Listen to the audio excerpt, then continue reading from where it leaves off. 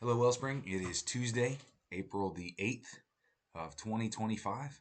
We're taking a little bit of a jump ahead. We're skipping over 5 chapters, so we're going to get to some of the ministry of Elijah. And Elijah does a lot of his ministry during the ruling of King Ahab, who is married to Jezebel, and they're leading the northern part of the Jewish people, the country of Israel. So they have the 10 northern kingdoms, and not the two southern. I'm sorry, the 10 northern tribes, not the two southern tribes. And so we're going to see Elijah interacting with Ahab and how God uses Elijah over these next couple chapters. So we're going to be in 1 Kings chapter 17 today and chapter 18 for tomorrow. Um, Remember, these kings are getting progressively worse. We're seeing more and more of the failure of humanity to be the leaders that God would desire or have, because Israel has rejected him as their leader and chosen to look like the other nations of the world and pursue a king. We've seen a number of kings already fall. We've seen the nation divide into Israel and Judah, northern kingdom, southern kingdom. In these chapters that are in between, if you want to just glance through them, 13, 14, 15, 16, you're going to see that there is more word from the Lord for Jeroboam to not sacrifice at Bethel and use these false gods that he set up. There is a number of kings that we see them rise and fall, rise and fall, rise and fall in just a couple verses. And then we end up with King Ahab coming into power, and then Elijah's ministry within that space. So let's dive into the text and hear what the word of the Lord has for us this morning. Once again, 1 Kings chapter 17 in the NIV. Let's get into it. Now Elijah, the Tishbite from Tishbe in Gilead, said to Ahab, "As the Lord, the God of Israel, lives, whom I serve, there will be neither dew nor rain in the next few years, except at my word." Then the word of the Lord came to Elijah: "Leave here, turn eastward, and hide in the Kerith ravine, east of the Jordan. You will drink from the brook, and I have directed the ravens to supply you with food there." So Elijah did what the Lord had told him. He went to the Kerith ravine, east of the Jordan, and stayed there. The ravens brought him bread and meat in the morning, and bread and meat in the evening, and he drank from the brook. Some time later, the brook dried up, because there had been no rain in the land. Then the word of the Lord came to him: "Go at once to Zarephath, in the region of Sidon, and stay there. I have directed a widow there to supply you with food." So he went to Zarephath. When he came to the town gate, a widow was gathering sticks. He called to her and asked, "Would you bring me a little water in a jar so I may have a drink?" As she was going to get it, he called, "And bring me a piece of bread, please." "As surely as the Lord your God lives," she replied, "I don't have any bread, only a handful of flour in a jar and a little olive oil in a jug. I am gathering a few sticks to take home and make a meal for myself and my son, that we may eat it and die." Elijah said to her, "Don't be afraid. Go home and do as you have said. But first make a small loaf of bread for me, from what you have, and bring it to me, and then make something for yourself and your son. For this is what the Lord, the God of Israel, says: The jar of flour will not be used up, and the jug of oil will not run dry until the day the Lord sends rain on the land." She went away and did as Elijah had told her. So there was food every day for Elijah and for the woman and her family. For the jar of flour was not used up, and the jug of oil did not run dry, in keeping with the word of the Lord spoken by Elijah. Some time later, the son of the woman who owned the house became ill. He grew worse and worse, and finally he stopped breathing. She said to Elijah, "What do you have against me, man of God? Did you come to remind me of my sin and kill my son?" "Give me your son," Elijah replied. He took him from her arms, carried him to the upper room where he was staying, and laid him on his bed. Then he cried out to the Lord, "Lord my God, have you brought tragedy even on this widow I am staying with, by causing her son to die?" Then he stretched himself out on the boy 3 times and cried out to the Lord, "Lord my God, let this boy's life return to him."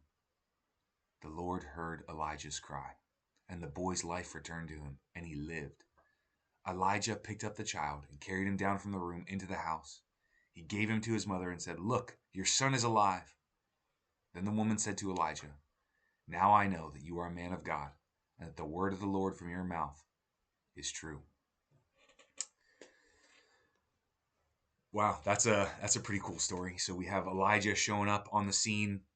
God gives him a word to tell King Ahab right off the bat. Not a word King Ahab wants to hear. There's going to be drought in the land. There won't even be dew unless I say there will be. And then drought comes, and God provides for Elijah. God hides him in the Kerith ravine, provides water for him from the brook, has ravens feed him morning and night. And then Elijah runs out of water. The brook dries up because of the famine, or because of the lack of rain in the land. And he finds himself being led by the Lord to go to Zarephath, where he finds a Sidonian widow. So this is the people of like Syria, right? So these are not Israelites. These are not the people of Israel or of the tribes. And that's where God sends Elijah, because we know Ahab and Jezebel plan some wicked things and do some wicked things, and Elijah's probably in a space where God is keeping him protected from Ahab, and while simultaneously providing for him. And so Elijah gets sent not to a house of Israel, but to the house of a Sidonian widow in Zarephath, and he goes to her, and she's starving. Her and her son are starving to death. They have no food. There's hardly anything left, and Elijah asks her for bread. And she's like, if I give you bread, I'm not going to have anything for my son and I. I was going to eat our last meal, and then we were going to basically wait to die.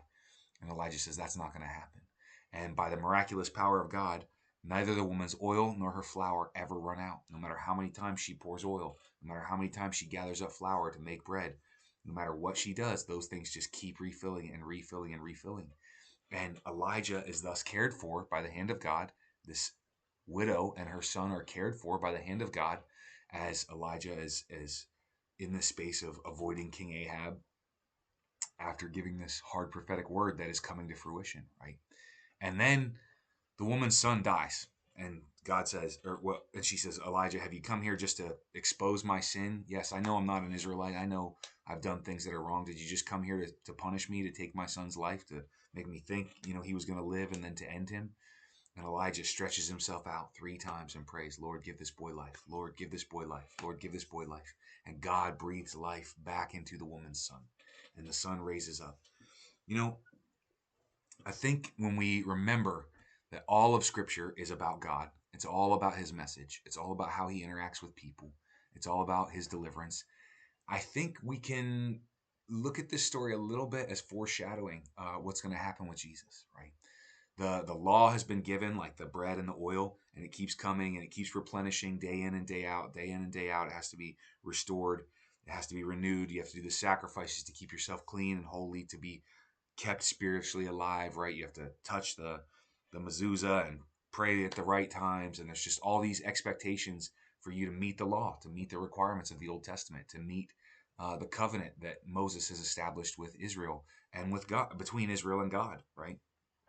And then it's enough, it's sustaining, but then the boy dies, because in the end the law can't sustain us, and even food isn't going to sustain us in the end. All of us are destined to come to a point of death, right? And then 3 times we see Elijah stretch himself out and pray for life. It just so happens that it's 3 days that Jesus lays in the tomb and then gets up again, right?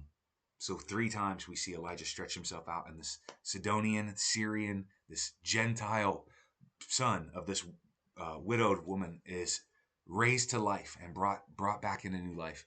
And I just can't help but think about the fact that now his life is no longer tied to food, or tied to, not that he doesn't need to eat to live, but this idea that food is the most important thing begins to fade away. When you see someone come back to life, all of a sudden you're in this space of, wow, there is life here. Wow, there is power in whatever God is doing in this space.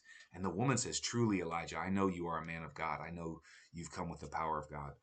And there's this revelation of the goodness of God to Gentiles, even here in the Old Testament, in the middle of a famine, in the middle of a season where there's no rain, in the middle of a life where this woman has lost her husband and she doesn't have the ability to provide for her son.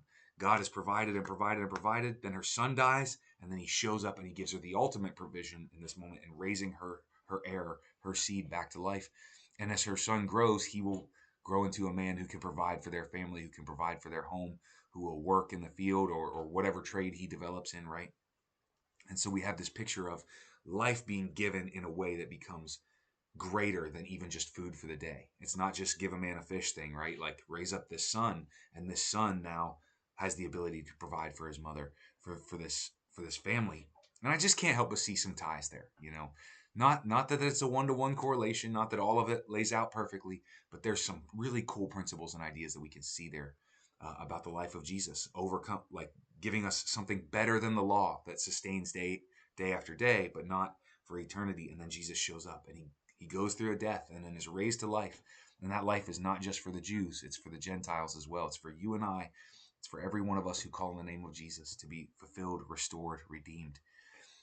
Simultaneously, the focus of this passage is really to see Elijah is a man of God. He's a prophet called and anointed by God. The things that he's prophesying are coming true.